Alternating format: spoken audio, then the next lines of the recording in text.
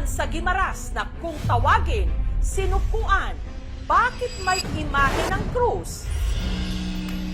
At totoo bang may hatid itong swerte? Kung sa kwintas lang po, maabot kami ng 10,000 po. One day, one eat lang kami, ma'am. Yung trabaho ng tatay namin, pangangaso po. Hindi po namin in-expect to, ma'am, na makapagpatay ng ganitong bahay. Magaanay mo pa matiyag, makuha ang palanakit simulawas. Parang milagro na binigay ni Lord sa amin. Tangkay ng isang puno sa Guimaras na may parang disenyong krus na kung tawagin sinukuan, pampaswerte raw. Sa isla ng Guimaras sa Visayas, may tumutubong halaman na ayon sa mga nagsangasangang kwento, di umano, milagroso. Ang patunay, makikita raw kapag tinapyas ang sanga nito. Dahil sa gitna ng sanga, may markang hugis krus. Kaya pinaniniwalaan na hindi lang ito nagdadala ng swerte, Marami pong blessing yung binigay na sa amin. nakapagpapagaling din daw ng karamdaman. Magaanay mo pa matiyag, makuha ang palanakit simulawas. Ito ang halaman kung saan isinusuko ng mga tiga-Guimaras ang kanilang pag-asa at pananampalataya, ang sinukuan. Ang isa sa pinakamabentang souvenir na itinitinda rito sa Our Lady of the Philippines Trappist Monastery sa bayan ng Hordan.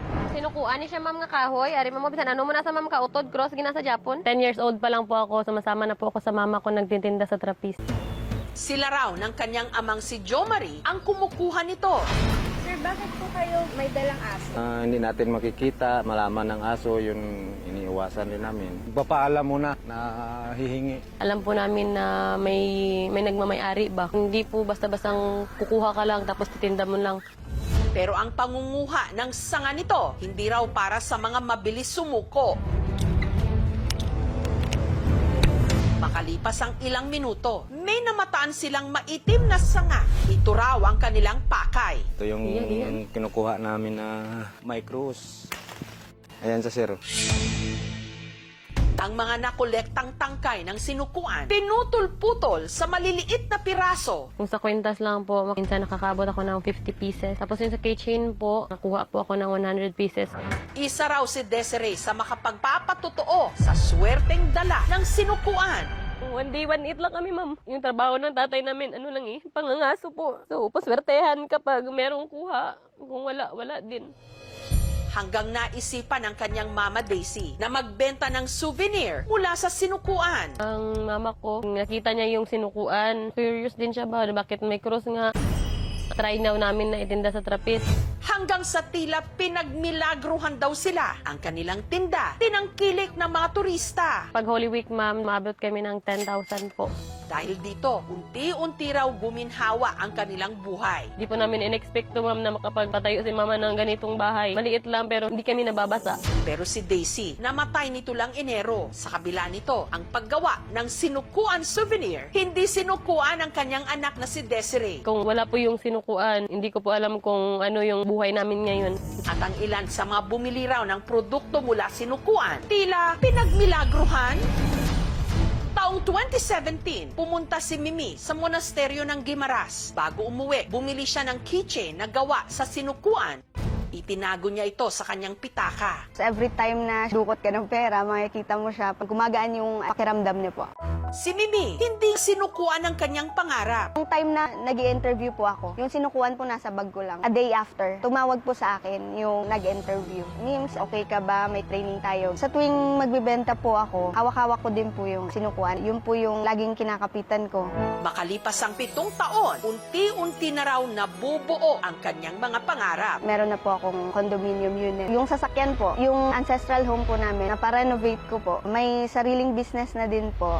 Pero kung meron man daw siyang labis na pinagpapasalamat, Pinagdarasal ko po na magkaroon ako ng sarili kong anak, lalaki. After po nung sinukuan din po. Exact din po yung pinigay ni God. Thank you for making me born.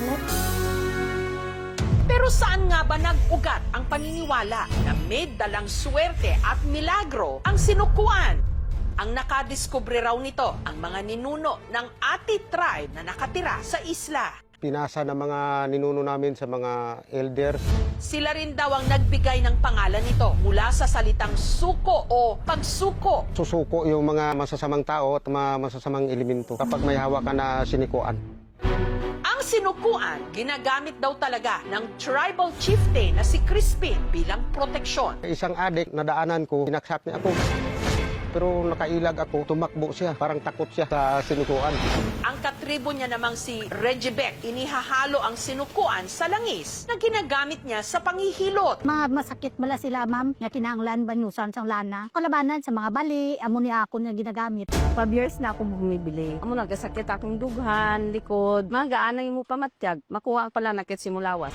Dahil dito, kumikita raw si Regibec ng 1,200 pesos kada araw. Kung wala guro sinukuan, wala. Wala nga wala gid kami. May mga nagsasabi na ang pinagpakuluan ng kanyang ugat ay ginagamit pang gamot sa ubo. Wala pa mga pag-aaral patungkol sa mga traditional claims na ito. Sa IPRA, no, o Indigenous People's Rights Act of 8371 of 1997, ang I66 IPs lang po ang may karapatang gumamit at mag-revitalize ng kanilang kultural na tradisyon at custom po sa kanilang community. Ayon po sa kanila, bawal po yung gamitin ng hindi po IP without po process po ng pre-prior and informed consent po.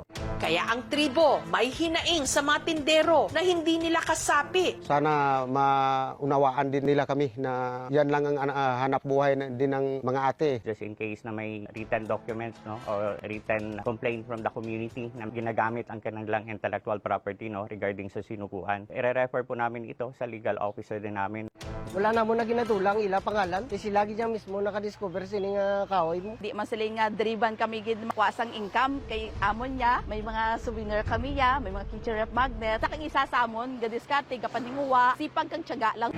Ang sinukuan, hindi isang puno, kundi isang vine o baging na native dito sa Pilipinas. At ang isa raw sa posibleng rason kung bakit parang may krus sa gitna ng sanga nito. Ang nandito sa gitna, ito yung xylem cells. At ito namang nasa banda rito, dyan yung makikita yung mga phloem cells. Sila yung responsable na magdala ng tubig, nutrients, at mga pagkain sa loob ng isang halaman. Cross siya. It's because of the localized production of the phloem cells. Kasi kung dito kasi siya maglalagay ng panibagong phloem cells, magkakaroon ng significant increase in the stem diameter dahil climbing yung kanilang habit. Mas magaan, mas maganda. Kaya ayaw nilang lalapad sila. Ang regulation po parang more on sa punong kahoy. So far, wala po siyang may nalalabag na batas as per forestry code. So it is considered as a minor forest product. Walang masama na sambahin mo ang Diyos dahil sa cross. Pero sana palaging sa Diyos tayo tatawag. Tayo ang gumagawa ng sarili nating mga swerte na sinasabayan ng hindi natin pagsuko sa ating pananampalataya na merong nasa itaas na magkakaloob sa atin ng siksik, liglig at umaapaw na pagpapala.